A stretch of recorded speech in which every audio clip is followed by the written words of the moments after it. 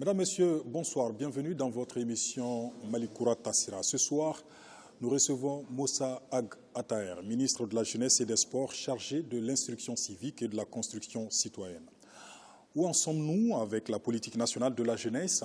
Quelles sont les actions engagées pour soutenir les sports, toutes disciplines confondues au Mali? Que préconise le département pour promouvoir davantage l'instruction civique et la construction citoyenne dans notre pays? Monsieur le ministre, bonsoir. Bonsoir.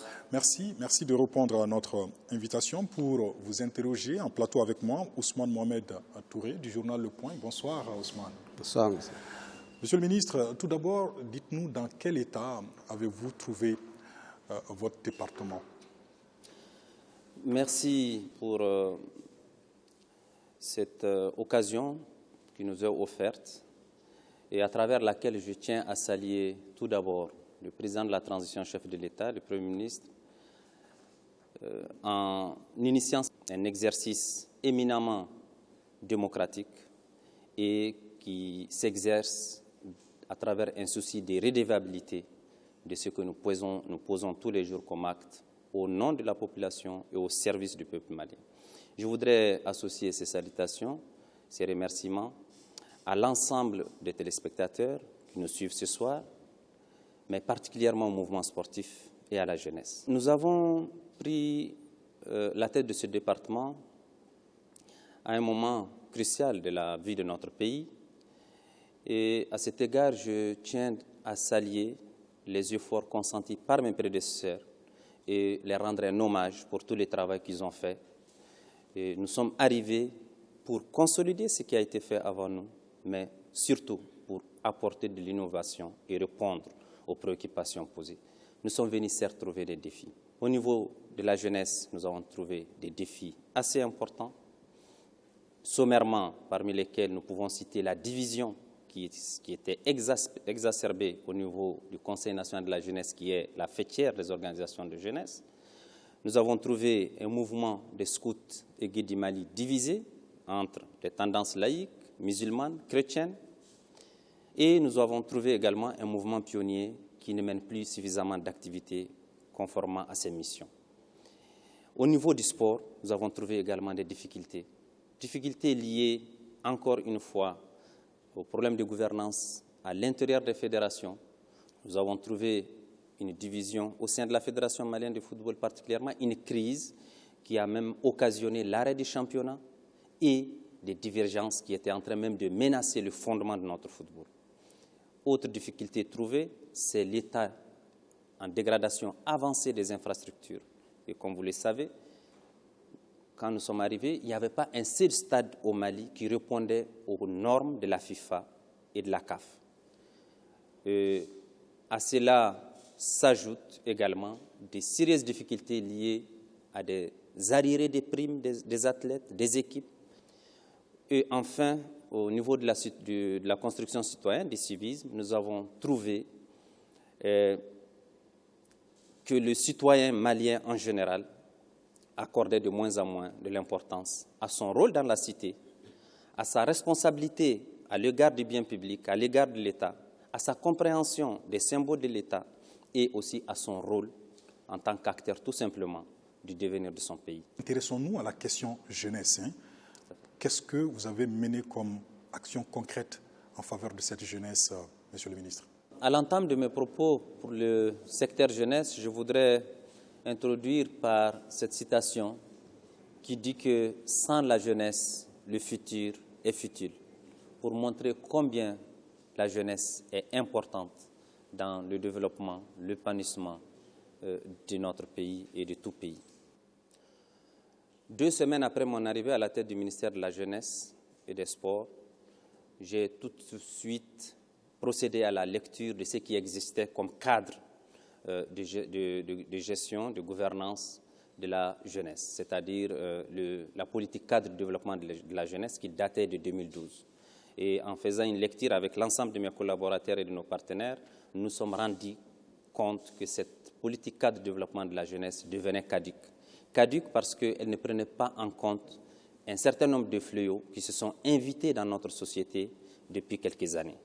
Parmi ces fléaux non pris en compte par la politique cadre de développement de la jeunesse, nous pouvons citer le radicalisme, l'extrémisme violent, la problématique de l'immigration clandestine, et les questions de l'environnement, entre autres. Et très vite, nous avons procédé au lancement de la politique nationale de la jeunesse pour répondre à toutes ces préoccupations citées en termes de fléaux nouveaux, mais aussi en termes d'attente de la jeunesse. Cette politique nationale de la jeunesse aujourd'hui est en phase finale d'adoption.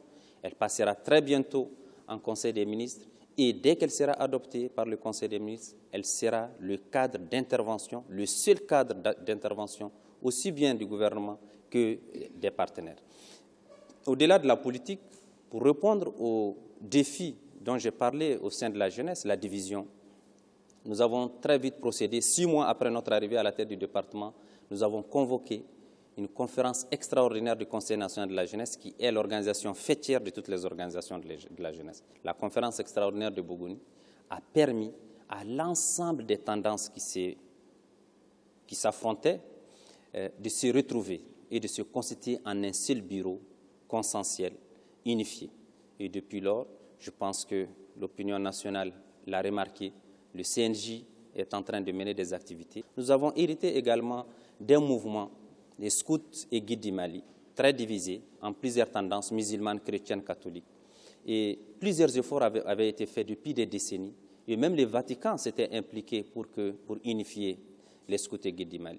Grâce à l'implication des personnes et ressources, des chefferies, les leaders religieux de notre pays, musulmans, chrétiens, et aussi des aînés scouts, je pense au président Diankounda Traoré, je pense au cardinal Zerbo, je pense au cheikh Makiba, qui se sont mis avec nous et ensemble nous avons pu unifier de manière historique les scouts et guides du Mali. Et aujourd'hui, il n'y a qu'une seule entité, c'est l'association des scouts et guides du Mali, qui mène également des activités en leur sein, mais qui accompagne le département dans toutes les actions que nous menons en faveur de la jeunesse. Donc là également, je pense que c'est un acquis important. Au-delà de ça, nous sommes attaqués au problème des infrastructures socio-éducatives au niveau de la jeunesse. Vous savez, le plein épanouissement de la jeunesse doit aussi se faire avec une occupation saine de la jeunesse. Et cette occupation ne peut se faire qu'à travers des infrastructures adaptées. C'est pourquoi nous avons accentué et densifié les actions de réhabilitation et de construction des maisons des jeunes au Mali et sur toute l'étendue du territoire. Exemple le plus frappant, nous avons pour la première fois posé la première pierre de la maison des jeunes de Kidal, qui depuis l'indépendance du Mali n'avait pas de maison des jeunes. Et aujourd'hui, au moment où je vous parle, cette maison des jeunes est pratiquement en phase de finition. Et nous avons réhabilité, accentué la réhabilitation des maisons des jeunes à Nioro du Sahel, des maisons des jeunes à Tokoto, des maisons des jeunes un peu partout, et aussi les camps de Soufroulaye et autres, pour ne citer que ceci. Et nous avons programmé, au-delà des réhabilitations et des constructions, nous venons d'ailleurs de procéder à l'inauguration de la maison des jeunes de Bandiagara à l'occasion des journées de Bandiagara. Et ce cadre-là va servir vraiment au plein épanouissement des jeunes à travers des activités. On ne va pas mettre en sourdine un livre que vous venez d'écrire tout de suite. Est-ce que ça cadre, c'est votre vision en tant que ministre et qui cadre effectivement avec le plan national pour la jeunesse? Est-ce que vous pourriez nous expliquer le socle de ce livre, par exemple? Bien sûr, aujourd'hui, ma vision sur la jeunesse est indissociable de ma vision des ministres de la jeunesse en faveur de la jeunesse. Donc, ce livre, je voulais laisser une trace et une expérience pour les futures générations, pour mes petits frères jeunes, pour qu'ils en profitent. J'ai profité de ce livre pour noter les réalisations phares que nous avons faites, ensemble avec tous mes collaborateurs, avec l'appui des plus hautes autorités, mais aussi j'ai profité pour donner un certain nombre de conseils aux jeunes et donner ma vision sur le rôle et l'importance de la jeunesse dans l'édification du Mali de demain. Pour clore ce chapitre jeunesse, quelles sont vos perspectives au niveau du département pour les jeunes du Mali? En termes de perspective, nous avons tantôt parlé de la politique nationale de la jeunesse qui doit être adoptée très prochainement. La perspective, c'est la mise en œuvre de cette politique. Parce que cette politique prend en charge toutes les préoccupations sur les prochaines années. au moins sur une décennie, les préoccupations de la jeunesse.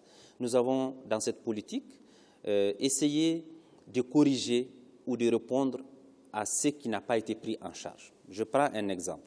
Un des problèmes auxquels sont confrontés les jeunes de notre pays, c'est le problème de l'emploi.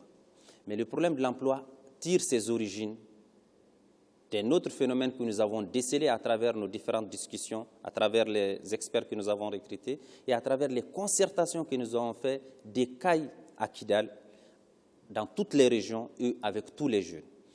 Et il s'en est sorti qu'il y a une inadéquation entre la formation que reçoivent nos jeunes et les opportunités d'emploi qui existent.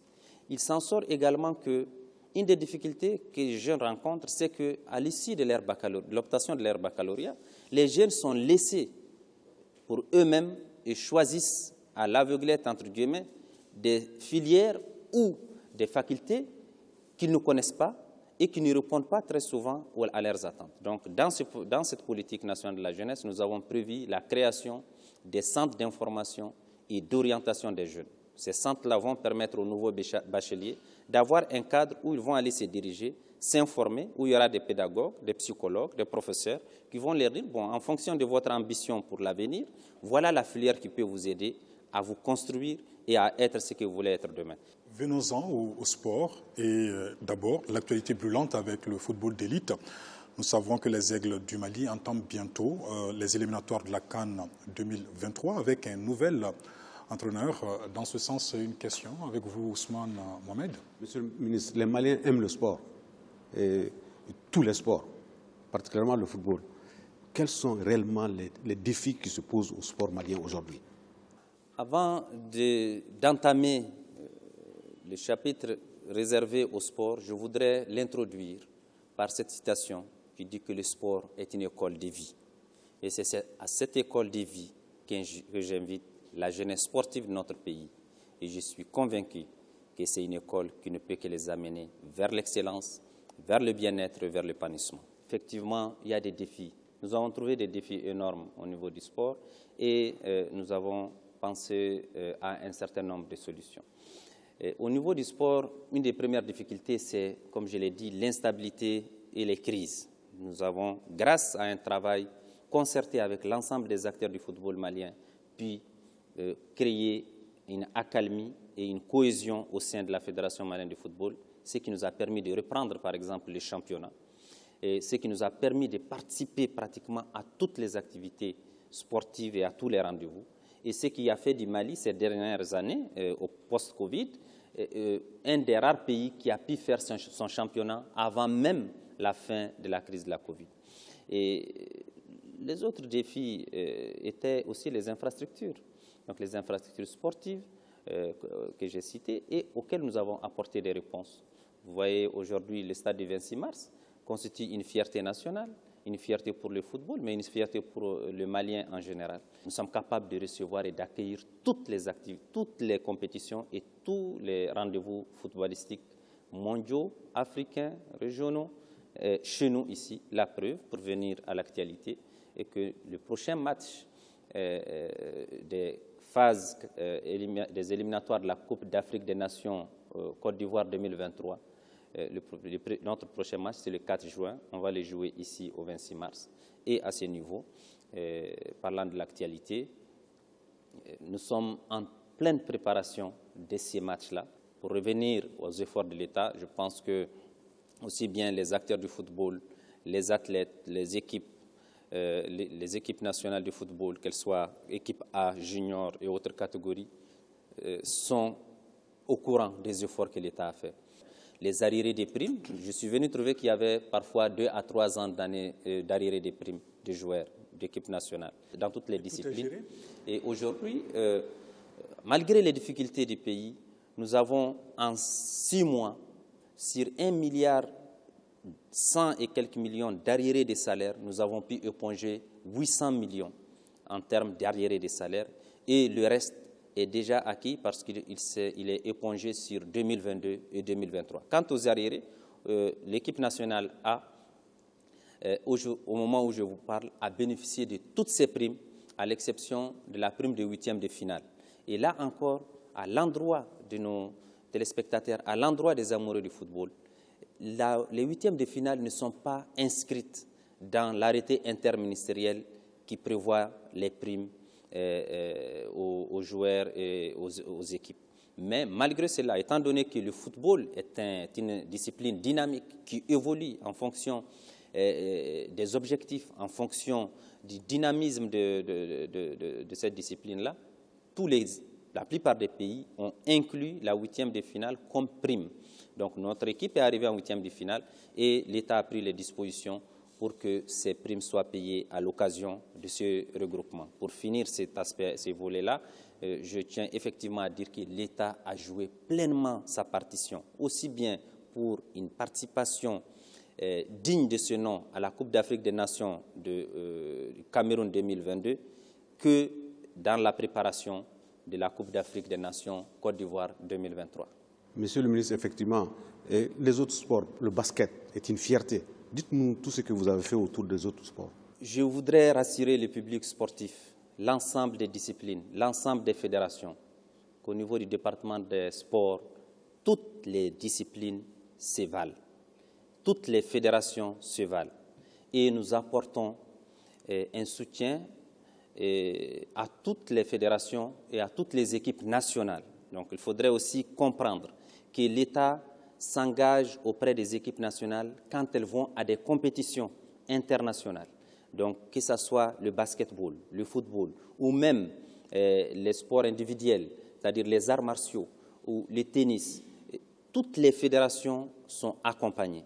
Mais pour qu'elles soient accompagnées, elles doivent obtenir des résultats. L'accompagnement de l'État est lié à l'obtention des résultats. Le travail intérieur, c'est l'affaire des fédérations, la préparation des athlètes, le choix des bonnes équipes, et l'épanouissement de la discipline, son rayonnement au niveau national, c'est l'affaire des fédérations. Dans le cadre de la gouvernance au sein du sport, nous avons aussi remarqué des difficultés liées à la question des statuts des fédérations. Et j'ai le plaisir d'informer l'ensemble des fédérations maliennes, l'ensemble du mouvement sportif et le comité olympique national et sportif que nous venons de finir le travail d'élaboration des statuts types de fédération. Et dans les prochaines semaines, nous allons procéder à la remise solennelle de ces statuts types au président du comité national olympique et aux différents présidents des fédérations pour que ces statuts types soient le référentiel dans la gouvernance, la gestion et l'organisation des fédérations sportives dans notre pays. Je voudrais ajouter une chose que beaucoup ne voient pas directement. Nous sommes un département aussi très social. Au-delà de l'engagement et du devoir et de l'obligation de l'État à accompagner toutes les équipes, nous avons aussi nous sommes sollicités énormément. On va également boucler ce chapitre quand même avec une dernière question sur les infrastructures. Vous avez évoqué le stade du 26 mars. Le pays en compte beaucoup à l'intérieur du pays. Où est-ce que vous en êtes dans l'entretien des autres infrastructures sportives, que ce soit en football ou dans d'autres disciplines? Mon objectif, c'est que d'ici 2023, que nous soyons dotés au moins de 2 grands stades qui peuvent accueillir de manière concomitante, s'il le faut, plusieurs matchs internationaux. Donc Modibo Keïta, les travaux ont déjà commencé. L'objectif, c'est qu'il soit, bien sûr, dans sa dimension, mais à l'image du 26 mars. Bien sûr, le Mali ne se limite pas à Bamako, j'en suis conscient. Nous sommes souvent interpellés par rapport à ça. Nous ne sommes pas arrêtés là. Nous avons inscrit pour les budgets 2022 et 2023 des stades dans les régions. Le stade de Kidal est programmé, le stade de Gao est programmé, le stade de Bourem est programmé. À Bandiagara, nous avons programmé des travaux à ce niveau. Donc, à Mopti également.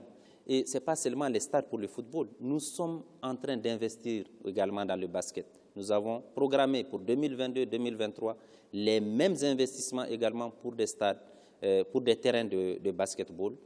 Même les disciplines annexes, les disciplines comme les arts martiaux, nous avons déjà contribué à la réhabilitation d'un certain nombre de dojos, que ce soit pour le taekwondo, pour la boxe et pour d'autres arts martiaux. Monsieur le ministre, vous êtes également en charge de l'instruction civique et de la construction citoyenne. Est-ce qu'on peut savoir qu'est-ce qui a motivé cela? Permettez-moi d'introduire les chapitres réservé à la citoyenneté par cette citation qui dit qu'on ne naît pas citoyen, on le devient. Ça veut dire que c'est au jour le jour et tout au long de notre existence qu'on devient le citoyen modèle dont la société a tant besoin. Cela est motivé par l'engagement des autorités de la transition dans la refonte et les différentes réformes.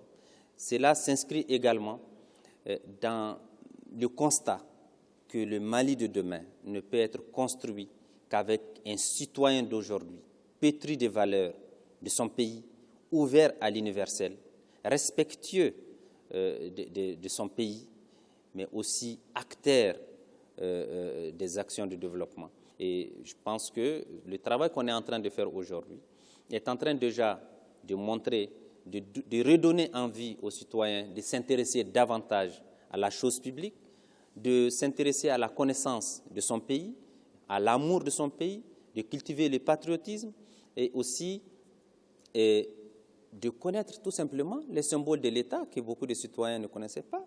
L'hymne national, beaucoup de Maliens ne parvenaient plus à le chanter.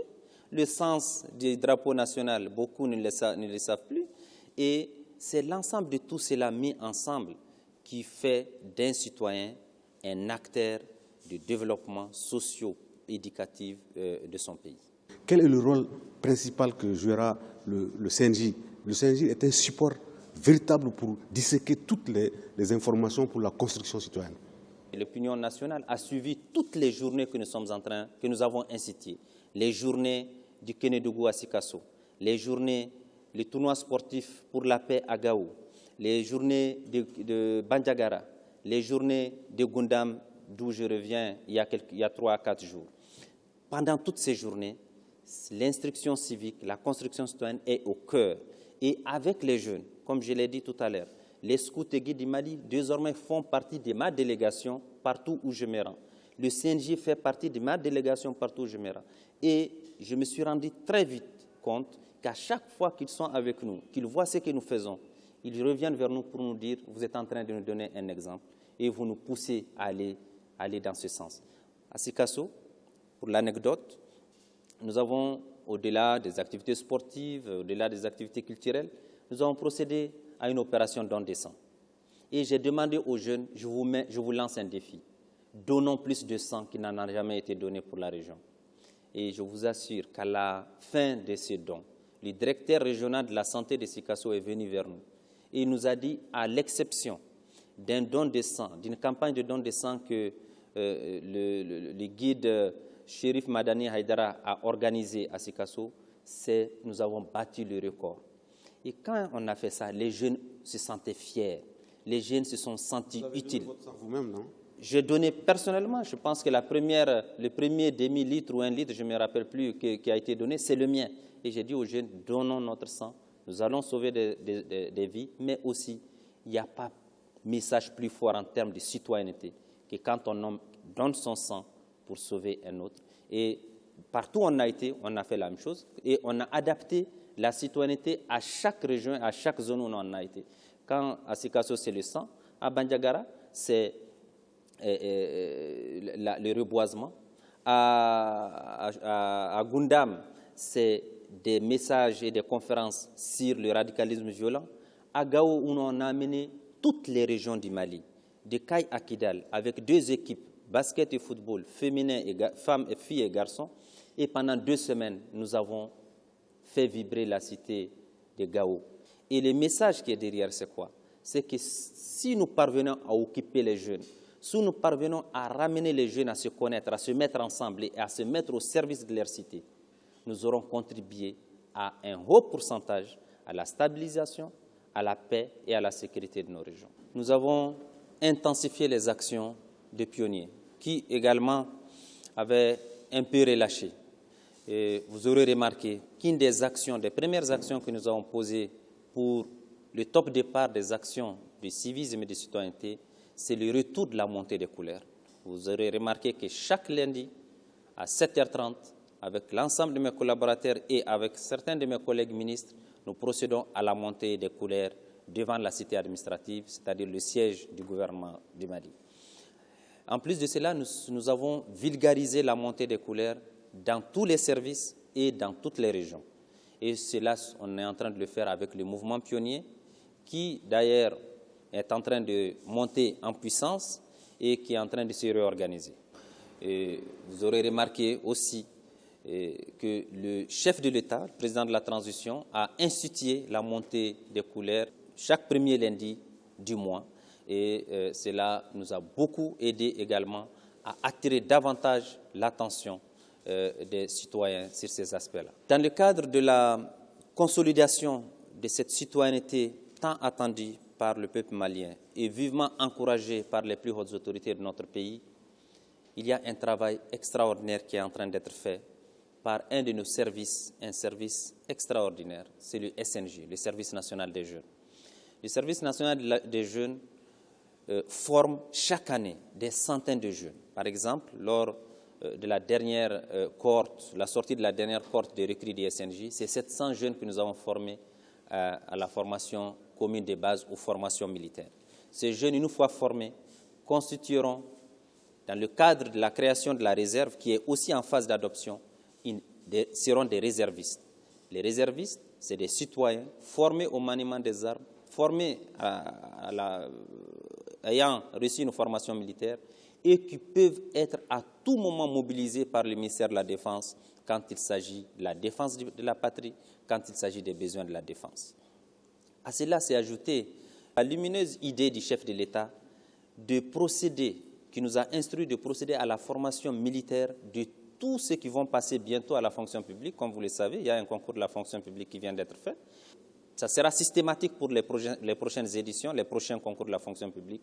Et nous allons les verser au fur et à mesure à cette réserve, donc à ces réservistes. Ils auront le statut de réservistes et qui seront mobilisables à tout moment dans le cadre des besoins de défense, mais aussi au-delà des besoins de défense, ceux qui auront bénéficié de cette formation seront également plus aptes à être redéployés dans certaines localités difficiles, soumises à l'insécurité, etc.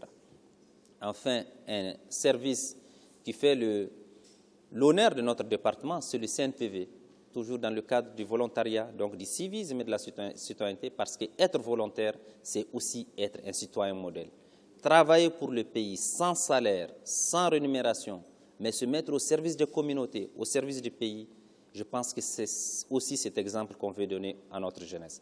Le Centre national de promotion du volontariat, le CNPV, fait ce travail. Il a mobilisé, par exemple, des centaines de jeunes quand il s'est agi d'affronter la Covid-19 et on a déployé ces 200 jeunes dans toutes les régions du Mali. Et ce travail va continuer. Dans le cadre des besoins d'enseignants dans les zones où il n'y a pas d'enseignants, c'est le Centre national de promotion du volontariat qui prend ces volontaires qui sont formés régulièrement et qui les met à la disposition des écoles. Ils interviennent aussi dans le cadre de la santé et dans certaines zones où il n'y a pas d'infirmiers, il n'y a pas de médecins. C'est ces volontaires formés pour la circonstance qui servent de relais à ces agents de l'État qui ne sont pas sur place. Monsieur le ministre, le temps qui nous est imparti est pratiquement épuisé. Si vous avez un message à l'endroit de la jeunesse et de la population malienne, de façon générale, quel est cet appel? Je pense que si j'ai un appel à lancer, c'est à l'endroit de tous ceux au nom desquels j'ai été investi de cette lourde responsabilité, de promouvoir le plein épanouissement des jeunes, de faire rayonner le sport malien et de construire un citoyen modèle d'aujourd'hui et de demain. Je voudrais leur dire que ma détermination est sans faille. L'engagement des femmes et des hommes qui sont à mes côtés au sein du ministère est plus que jamais engagé et nous allons continuer à poser des actions parce que nous pensons que le ministère de la Jeunesse et des Sports, ce n'est pas un ministère qui doit se résumer à son rôle administratif, c'est un ministère de terrain, c'est un ministère d'action. Et j'invite l'ensemble des jeunes à se mettre ensemble et à se mettre avec nous au service de la jeunesse. Quant au sport, je réaffirme et je relance un appel à la cohésion au sein de toutes les fédérations nationales, particulièrement la Fédération malienne de football. L'ensemble des acteurs, je leur dis que c'est seulement au prix de l'unité que nous pourrons relever les défis. Quant à la citoyenneté, J'invite l'ensemble du peuple malien parce que la citoyenneté et le civisme, ce n'est pas l'affaire des jeunes seulement. Il y a des jeunes qui ne sont pas civiques, il y a des personnes plus âgées auprès desquelles je m'excuse, mais qui ne sont pas toujours connaissantes de l'ensemble de ces enjeux. Je les invite à se mobiliser et à ancrer plus que jamais dans chaque action qu'ils posent tous les jours le respect de la chose publique, l'engagement citoyen, le patriotisme et également savoir que c'est la brique de chaque Malien qui va ensemble se mettre avec toutes les briques pour construire le Mali de demain et le Mali nouveau auquel nous aspirons. Je note un ministère d'action, un ministère de terrain. Merci beaucoup, Monsieur le ministre. Bon courage à vous. Merci beaucoup. Merci également à vous, Ousmane Mohamed. Merci. Merci à vous, chers téléspectateurs. Demain, même heure, même plateau pour un autre invité. D'ici là, passez d'excellents moments de radio et de télévision en notre compagnie. Bonsoir.